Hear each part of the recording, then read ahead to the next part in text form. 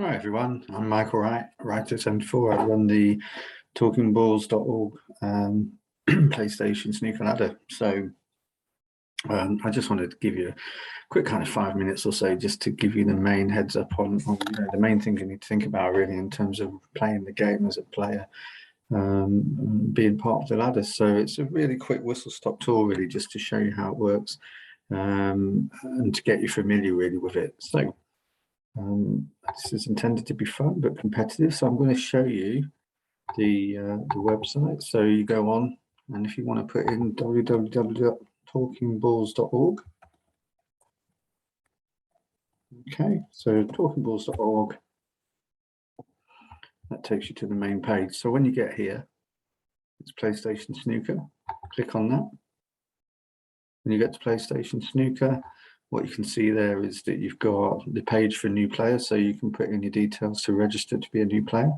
But as an existing player on the ladder, you just need to click into the image here, which is a screenshot from the game. Click into there, you've got the players lounge. Now, it's recognized me, so it's put me straight through to the lounge without getting a password, but the password will be shared out regularly among players and not for anybody else. So there is a password, but we'll make sure you get that. So this is what you'll find once you get into the players lounge. This is the main place for you to be, which is where everything's based. And what you can see is some rules. There's some downloadable files. So here you've got the player info pack, so you can find that, which is a Word document with contact info and other stuff. Then you've got the player stats as well, so you can find a lot of information in terms of both a list of all the matches played, but also individual stats as well, and records, centuries, and things like that, win percentage, what have you. And then you've got the ladders for the Pro Plus ladder and then the Master Plus ladder. And then you've got a countdown to the 2 knockout competitions, the Christmas Cup, which is an open draw in December. And then you've got the World Championships, which is in May, which is the last thing that happens in the season. Actually, the ladder finishes in May. The placings from the ladder will decide who goes where in terms of the draw for the World Championships, which actually starts in June. The season finishes in May. So just to tell you very quickly how this works, in case anyone's a bit confused, your objective is to find your level. This is the point of all of this. You need to find your level and then try and improve. So, there's been a random draw to get the placings, and any new players go into the bottom of the ladder. And all you need to do, so if we go through the rules here, challenge up between 1 and 7 places. So if you look at the ladder, there's a lot of unavailable players here. So on that ladder here, you've got free, no, yes, or away. So if they're green, you can challenge them. So what you do to challenge is you just go off to the link on the left. It's always going to be there. And just say your name.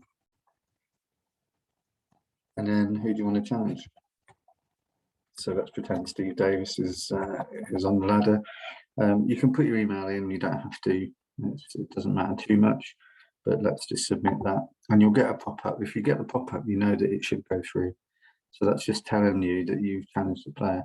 So you challenge a player who's within 7 places of you, higher than you, and then you two are locked into the challenge. And that means you'll both get an N next to your name and no until you've played the match, and you've got 7 days to play the match. Now, the onus is on the player who's higher in the ladder, who's been challenged, to play the game. And if they don't play it within 7 days and don't try and make any effort to play it, they'll lose the game by default. The challenger, the lower placed player, will then get the win, and that will put them into the place of the player they've just beaten. So how the ladder works is that when you beat a player, so let's say Ace Storm number 6 there, let's say he plays Luke Fitzgerald at number 2. If Ace wins the match, Ace will move up to 2nd instead of Luke. Luke will move down a place to 3rd, and everyone will move down until it levels out again. So there's no swapping of positions. As the challenger, you just take the place of the player you've just beaten.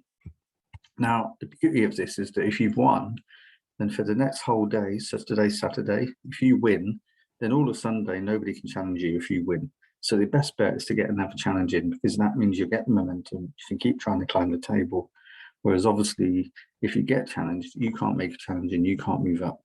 So if you win a match, best advice to you is to get a challenge in within the next day, because for that day, you can't be challenged. If you lose, it's the opposite. So if you lose, then you can't make a challenge the next day. That means you're a bit of a sitting duck for somebody to try and challenge you. So the challenge is to try and win as many games and get the momentum and get yourself up the ladder. And I think that's why this is the ultimate challenge really for Snooker 19, because it's best of 5. So you've got enough frames to kind of know who the better players are.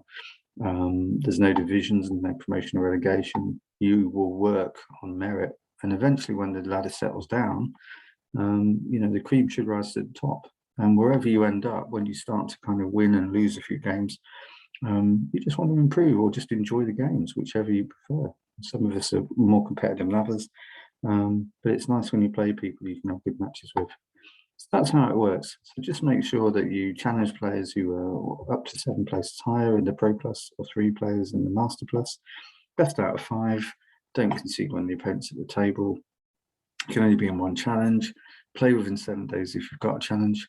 You can't challenge the same guy again if you lose. The only time you can do that is if you're in second, because there's only 1 player you can challenge. And you use the website, so we'll tell you when you've got a challenge. Then it's up to you to, you know, talk to the other player and make sure you get the game played. And the winner files the results. So if you're the winner, just go back up to there again, onto the left, and then just say the results. So Michael Wright beats Steve Davis as if. Let's start beating on a 3-2 thriller. And let's say that Davis scored 2 centuries, 102 and 138, for example. So let's send that. And now you know it's gone because you've got the pop-up message. And then I'll get that. And when I get that, I'll update the table. I will tell you that I've got your score. So I'll say to you, thank you. I've updated the tables. All the stats in the ladder will be updated. And then you're free to go out there and challenge again if you've just won. And if you lost, then you brace yourself, you might get a challenge. So that's how it works. And as I say, you just move up the ladder. If you beat somebody higher than you, you take their place. And they move down 1 place. They don't move further than that, they just move 1 place down. And that's how it works. And you can move up and down quite quickly with lots of challenges going on. And as you can see from the ladder there, there's a lot of challenges still ongoing there. And there's a list there of games that are pending. These are games that have been arranged or at least challenged. And then there's the deadline for when they must be played. So you just got to keep an eye on it. And when it gets updated and you see someone within your range and you're available to play them, then go for it. You know, get a challenge in, the winner posts the result, and that's it. It's quite simple. It's just that I think it feels like there's a lot of rules and a lot of information. So hopefully that helps. If you have any queries, just let me know. And I hope you really enjoy this because you know, I want this to be fun but competitive. And I think it's the ultimate challenge for Snooker 19 players. Take care of yourselves and be in touch soon. Bye.